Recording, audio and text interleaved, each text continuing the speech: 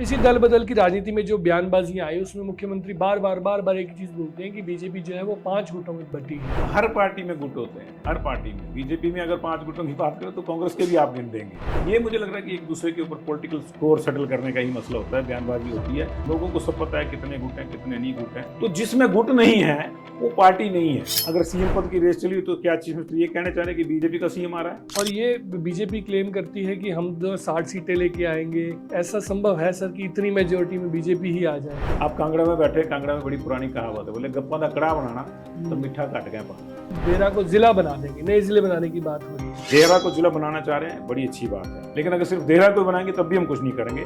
परंतु public domain में और जिलों की भी डिमांड है।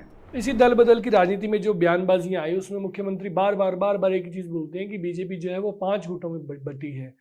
तो ऐसा है सर, 5 गुट हैं कि नहीं है?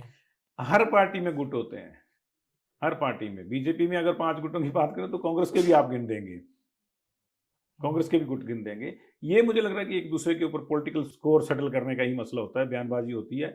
लोगों को सब पता है कितने गुट हैं कितने नहीं गुट हैं। लोग चीख के बोलते हैं, आजकल तो सरेआम बोलते हैं। लोग तो इस बात पे भी चर्चा कर रहे हैं कि जो है ये कांग्रेस का जो अध्यक्ष है किस गुट का है। कांग्रेस के अध्यक्ष ने भी हमारे साथ बातचीत में माना है कि कांग्रेस में गुट हैं। तो जिसमें गुट नहीं है वो पार्टी नहीं है, मेरा ये मानना है। होंगे कि देखिए, मनभेद अलग चीज है, मतभेद तो होते ही है। मतों का भेद जो है वो होता ही है, और किसी नेता के मत कुछ हो सकता है, किसी का कुछ हो सकता है, और पहले भी रहे हैं। बीरबल सिंह, सुखराम जी, अभी बीच में चर्चा जगत प्रकाश नड्डा, प्रेम कुमार धूमल जी, अभी जयराम जी, अनुराग ठाकुर, ये चर्चाएं चलती रहती कांग्रेस में भी। सुरेंद्र सिंह सुक्खू, मुकेश अग्निहोत्री, विद्या स्टोक्स, वीरभद्र, ये कौल सिंह, वीरभद्र, ये तमाम समय में चलती रही है, चलती रहेंगी। क्योंकि हर आदमी की एक इंडिविजुअल सोच भी होती है, वो बीइंग ए पॉलिटिशियन उसमें थोड़ा थोड़ा उसका असर रहता है। लेकिन इसमें सीएम एक और चीज बोलते हैं कि बीजेपी में एक सीएम पद की रेस भी चली हुई है। इसी के साथ वो जोड़ते हैं कि 5 गुट है और सीएम की पद की रेस लगी हुई है। तो अगर मैं इसको थोड़ा घुमा के पूछूं, अगर सीएम पद की रेस चली तो क्या चीज ये कहना चाह रहे हैं कि बीजेपी का सीएम आ रहा है? इसका दूसरा मतलब ये भी है, बीजेपी यही क्लेम करती है कि हम पावर में आ रहे हैं। तो जब कोई पार्टी ये क्लेम कर रही होगी कि हमारे पावर में आ रहे हैं, तो उसमें जो है वो कुर्सी की दौड़ अकेली नहीं होती। अब वो जमाना नहीं रहा, अब वो जमाना नहीं रहा। तो ये दोनों ही तरफ होगा। कांग्रेस में भी इस तरह की रेस थी, उसी रेस में जीत के मुख्यमंत्री बने हैं। बीजेपी में भी होगी, उसी रेस में जीत के बने। बीजेपी में भी होगी, जो जीतेगा बन जाएगा। अच्छा, पर वो अपनी कुर्सी पक्का करने के लिए बहुत काम भी कर रहे हैं। देहरा में तो खासकर कहते हैं कि लोग काम हो रहा है वहां पे।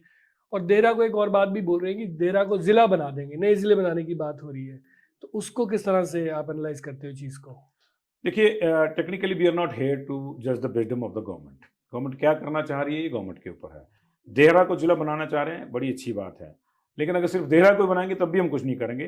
परंतु पब्लिक डोमेन में और जिलों की भी डिमांड है, जो और बड़े टफ एरिया। हाँ, मैं गवर्नमेंट की विजडम की नहीं बात कर रहा, बट इसका फायदा क्या है, नुकसान क्या है, मैं वो पूछ रहा हूँ। छोटे जिलों का लाभ होता है अगर प्रशासनिक रूप से आप देखें, लेकिन लेकिन एक जिले को डेवलप करने में जो इकोनॉमिक्स है वो कहती है कि 2000 करोड़ रुपया चाहिए। हमारे पास है क्या? पहला सवाल।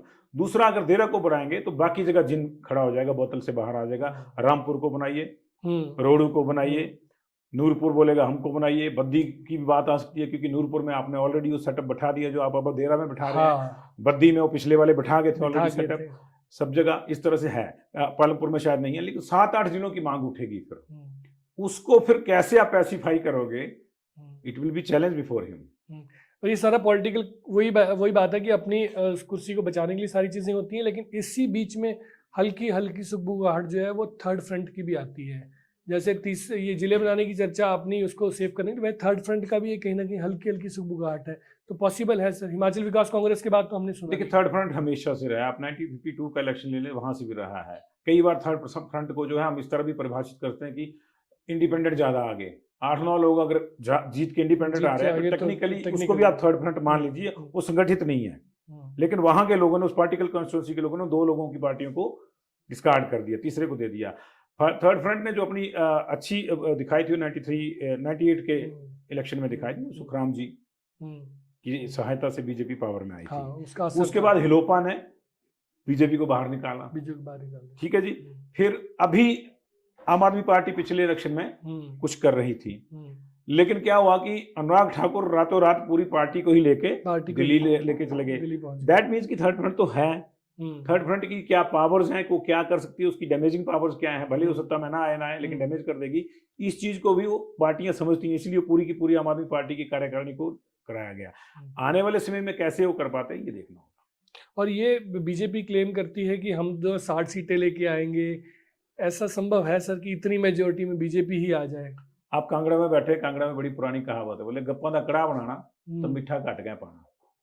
जब आपने कुछ चीज को इमेजिन ही करना है ना, तो आप जो मर्जी कर लो, लेकिन उस ग्राउंड पे अगर देखें तो मैं इस चीज से सहमत नहीं हूँ। वो आ जाएंगी, उनकी 68 की 68 आ जाए, मुझे कोई प्रॉब्लम नहीं है, नहीं बट संभव है। लेकिन हम लोग एज ए जर्नलिस्ट जब हम लोग इसको एनालाइज करते हैं तो हम पिछली चीजें उठाते हैं। पिछले 6 इलेक्शन में कोई भी विपक्ष जो है 15 सीटों से नीचे नहीं गया।